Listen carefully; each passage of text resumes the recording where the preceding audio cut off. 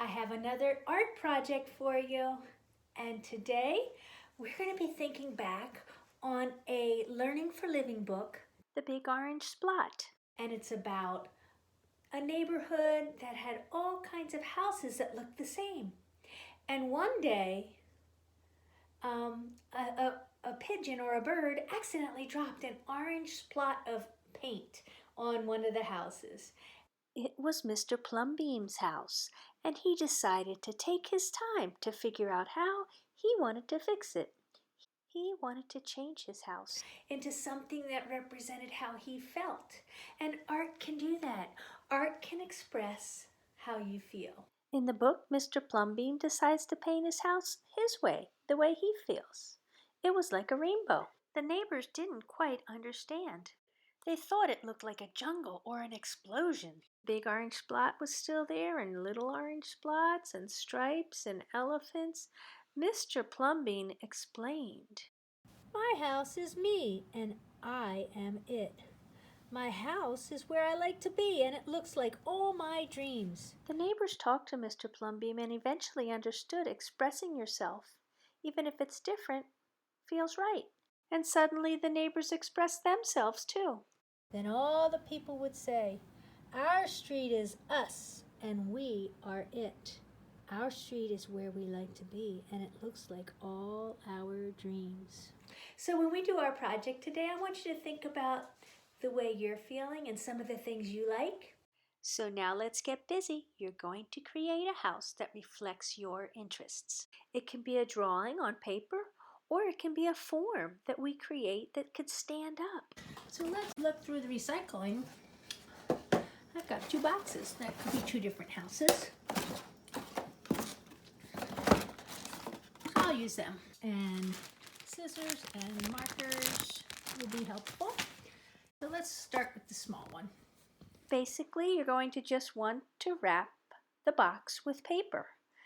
Fold it over the edge, add some tape, and then continue adding tape until it's covered.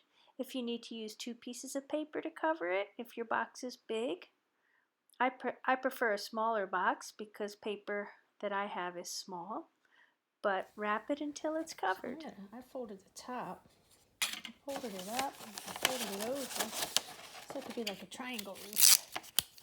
So now my spinach box is a form. It has height, depth, and width, and it can stand. I could have used the cookie box, but I think it was too big. I think the cream cheese box would have worked well too because it was smaller. Well, now I get to make it my own. One of my favorite colors is blue, so I'll use rectangles and squares to make windows and doors.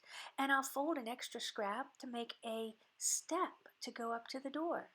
Later I'll have to trim it and attach it with tape to make it fit the size I want.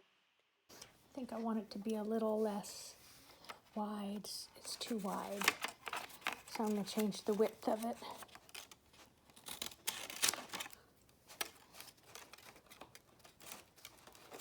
There you go. So there's my house. And I made it this way because I love the color blue. I made a little bush because I like plants. And I think I might add a roof, some tile on the roof.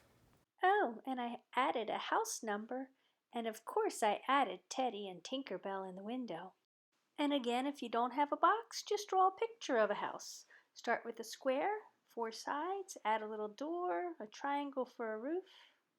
I'm adding a second rectangle to be a row house so that they're neighbors and that they'll be different. The first house has red shutters and red windows, and the second house is a tall one, and it has tall windows for lots of light to be let in. An artist might live inside there. And the shingles on the scalloped roof are curvy, and then I did some straight shingles on the other roof.